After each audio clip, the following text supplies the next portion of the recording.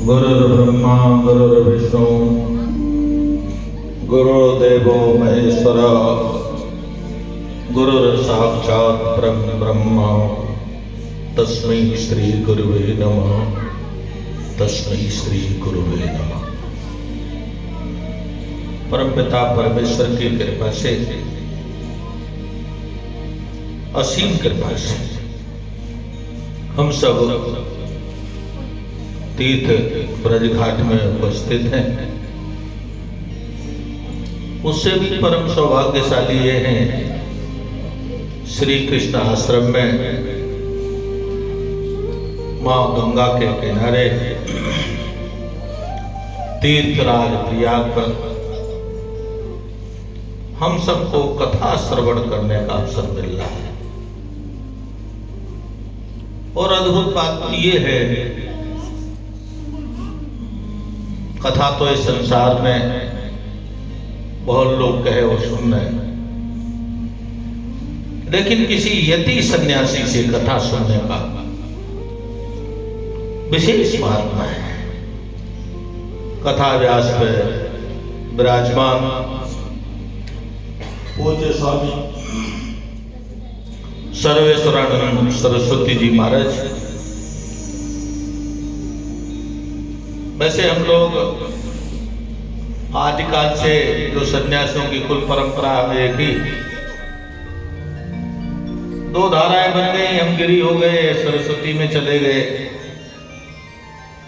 लेकिन हमारे लोगों का सन्यास परिवार लगभग एक ही है। तो आप एक सन्यासी से कथा सुन रहे हैं, ये आपका परम सौभाग्य है, क्योंकि आपने कथा में श्रवण किया ही होगा। सुखदेव जी को कैसा कथा वक्ता चाहिए, सुखदेव जी जैसा वक्ता कैसा हो, संत जी जैसा विरक्त। व्यास जी महाराज की ऐसी आकांक्षा थी। आज तो बहुत वक्ता हो गए हैं, मैं उस पर नहीं बोलना चाहता, लेकिन दुख भी होता है। कथा का वास्तव में कथा पर बोलने का अधिकारी भगवान शंकर जैसा जिसका स्वरूप हो, विरक्त हो, संसार के मोह जाया जाल से अलग हो, और वो कोई और नहीं हो सकता, एक यति ही हो सकता है, एक सन्यासी ही हो सकता है। तो किसी भी सन्यासी से कथा सुनने का फल निश्चित होगा और उत्तम होगा, निश्चित होगा और उत्तम होगा। तो यहाँ के यजमान है श्री नृपेंद्र जी, ये हमारे बड़े प्रिय है। यहाँ के जो है जजों के बीच में रहते हैं, जजों की कोई यूनियन है, उसके प्रदेश के अध्यक्ष वगैरह भी है। ये बड़े प्रतिभाशाली है, लेकिन बहुत विद्वान है। आप इनका संरक्षण देखते, कथा व्यास इनको बहुत मन थकते थे, कोई दिक्कत नहीं, लेकिन इन्होंने कथा सुनने का जो संकल्प लिया वो सन्यासी से लिया है। और मैंने तो ये देखा है नृपेंद्र जी, जो निकट का होता है लोग उससे कथा नहीं सुनते, क्योंकि आपका सर्वेश्वरानंद जी महाराज का बहुत निकटता है, मुझे मालूम है। स्वभाव है व्यक्ति का, दूर का ढोल सुहावना, घर का जोगी जोगना, आन गांव का सिद्ध। लेकिन आप बड़े विद्वान कहूं मैं, आप पर भगवान की कृपा कहूं, आप पूज्य स्वामी सर्वेश्वरानंद जी महाराज से कथा श्रवण कर रहे हैं। तो मैं आपको यही कहूंगा, भगवान आपको खूब शक्ति दे, सामर्थ्य दे, आपके जीवन को कल्याणमय बनाए, आपके जीवन की व्यथा चली जाए, वास्तव में कथा का परिणाम यही है और निश्चित जाएगी। क्योंकि मैं जब हरिद्वार से चल रहा था तो मैंने सोचा नहीं कि यहाँ आऊंगा। महाराज जी सोचा ये था कि गाजियाबाद कुछ एक जरूरी काम था तो आ जाऊंगा। रास्ते में याद आया नृपेंद्र जी का निमंत्रण है।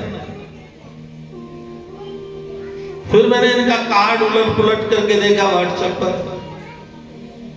तो पता आज ही शुभारंभ होने वाला है। फिर मैंने फोन किया, भाई यजमान से अनुमति तो ले लेना चाहिए, बिना अनुमति के नहीं जाना चाहिए।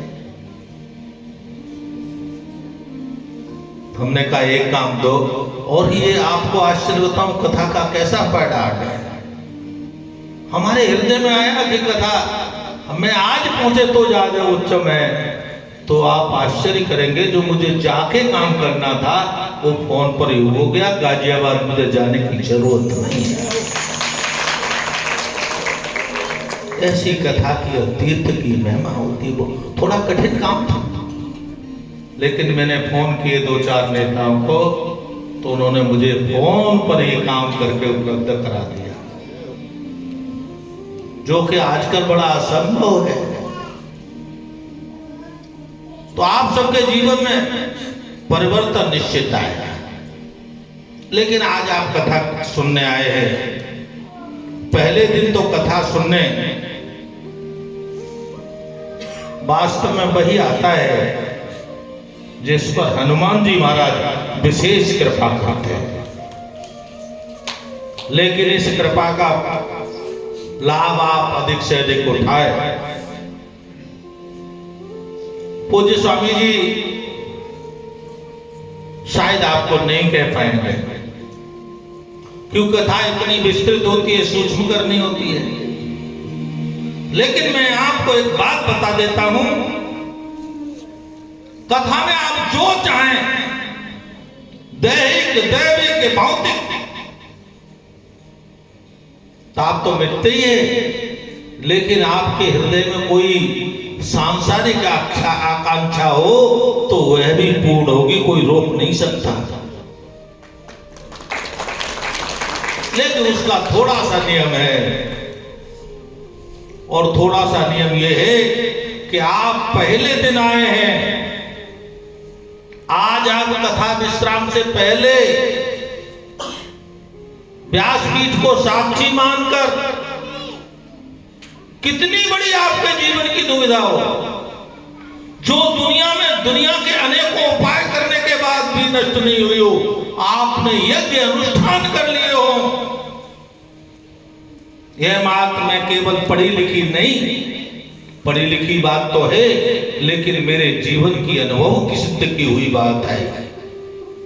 आज केवल आप संकल्प कर लेना, हृदय से साक्षी मान करके अपने मन में करना कि मुझे ये संसार में ये चाहिए, संसार का चाहिए या परमार्थ का चाहिए, आपका निश्चित पूरा होगा। करना क्या है, कुछ नियम। जैसे आज आप आ गए व्यासपीठ पे बैठने से समय पहले 7 दिन आपको नियम से कथा सुननी पड़ेगी। और नियम, उसका पहला नियम यह है कि व्यासपीठ पर आने से पहले आप कथा में पधारे। क्यों? कथा में जहां व्यास भगवान आते हैं, व्यास भगवान स्वयं विराजते हैं,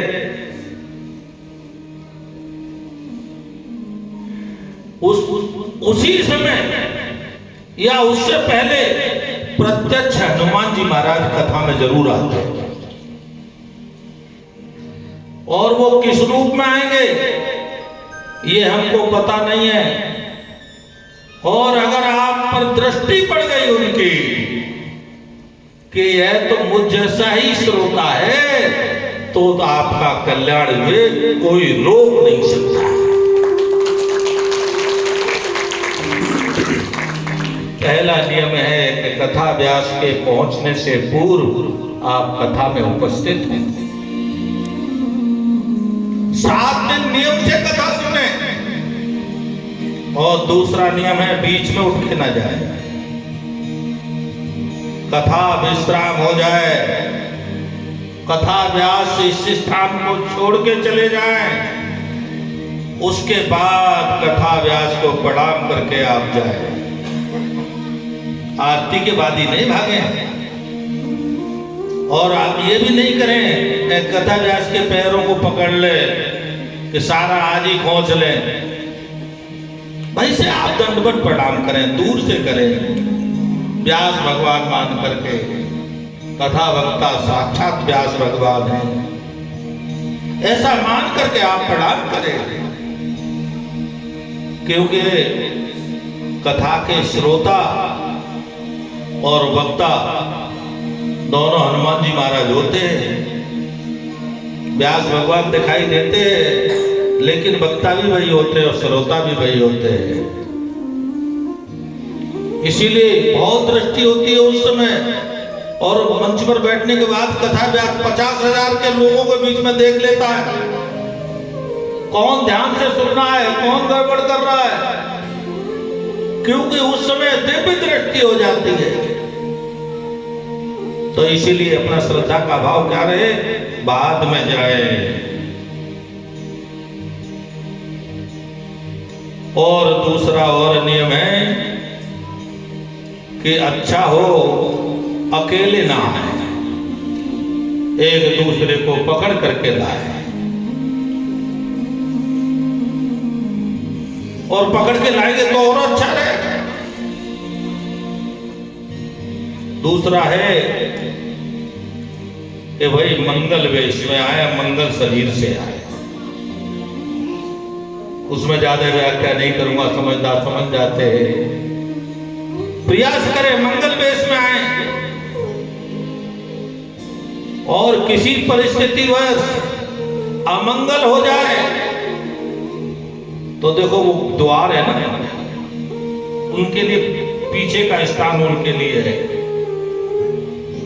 लगता है ना कई बार अमंगल के स्वरूप में कैसे जाए। कथा का आनंद तो हमको वहां तक मिलता है जहां तक माइक जाता है, आवाज जाती है, कृपा वहां तक होती है, इसीलिए माइक लगाया जाता है। लेकिन आप द्वार के बाहर भी रहेंगे तो भी आप पर कृपा होगी, कोई रोक नहीं सकता है। तो ऐसी आप सब पर कथा सुनने का अवसर हुआ है। नृपेंद्र जी ने ये सबको अवसर प्राप्त कराया है। तो ये सब इनका परिवार बड़े साधुवाद का पात्र है, क्योंकि धर्म का काम अपने से हो। और भागवत कथा तो कलयुग में सैकड़ों क्या हजारों यज्ञों से भी भारी है। सहस्त्र यज्ञ कर लो, लेकिन ईमानदारी से आप एक कथा रूपी यज्ञ किया तो उससे भारी होगा। मैं आपसे बहुत ज्यादा बातें न करते हुए, क्योंकि आपको कथा सुननी है, तो कथा में एक नियम और है। कथा में आप श्रोता बने, श्रोता ना बने, श्रोता भी ना बने। कथा में चाहे तो श्रोता आते हैं या श्रोता आते हैं।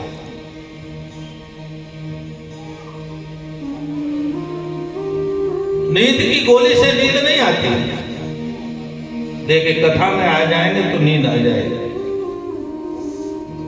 क्योंकि यहां पैर है ना निंद्रा रानी का,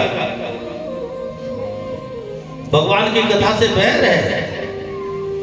तो अपने को क्या है, आसन लगा के बैठना, ठीक से बैठना ताकि नींद ना आए। और भाई श्रोता ज्यादा होते हैं, कथा व्यास जी का कुछ अच्छा दिखाई नहीं देगा तो कहेंगे बाबा ठीक, कथा तो ठीक बोलता है, लेकिन कुछ बाल बाल सफेद हो रहे हैं, बुढ़ापे की तरफ जा रहा है।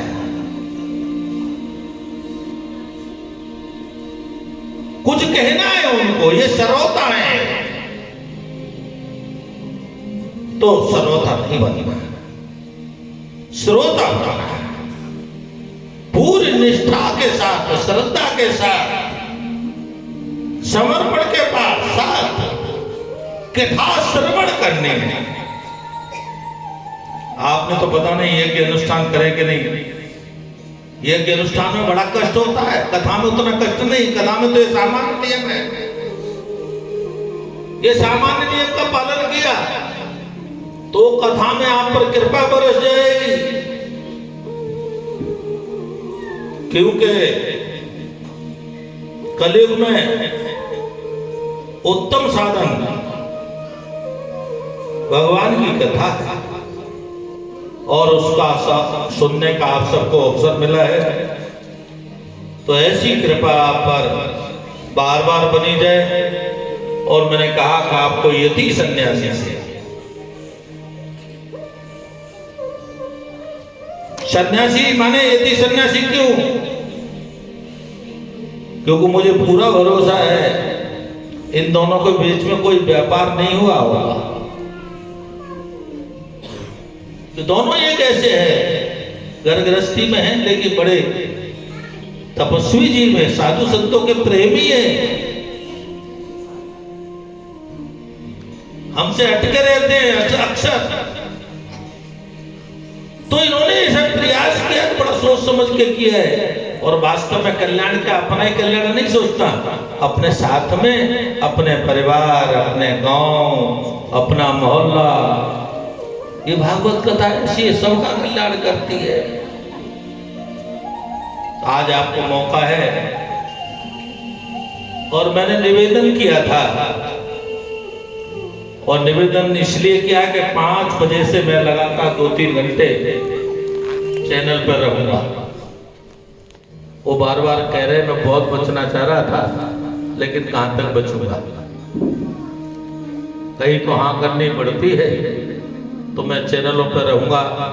इसीलिए मैंने निवेदन किया था, भाई मुझे पहले बुलवा देना, और मैं एक बात आपको कहते हुए अपनी वाणी को विराम दूंगा। और एक बात ये कहूंगा कि आप सहज रूप से आप तीर्थ पे आ गए, इसका मतलब है आपके जन्म जन्मों के पुण्य उदय हुए। क्योंकि ये बात तीर्थ का महत्व कितना है,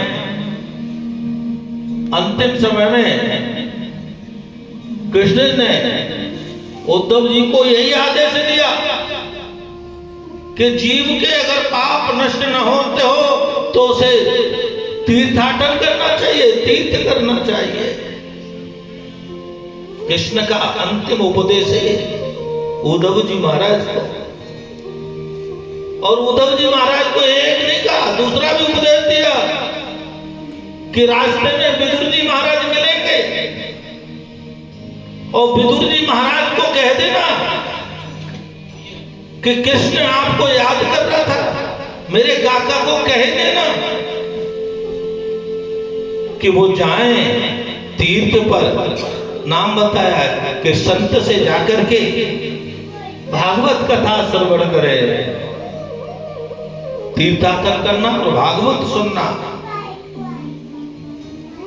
ऐसा परम अवसर हम सबको मिला है सहज रूप से।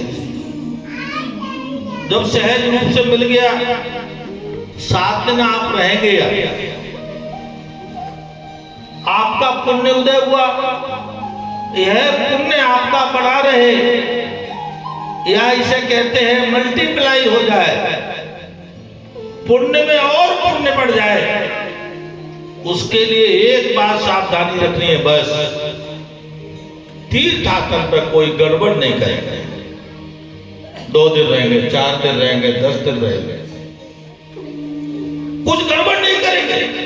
आपका पुण्य जो था वो बढ़ जाएगा, क्योंकि तीर्थ पर किया हुआ पुण्य सहस्त्र गुना हो जाता है।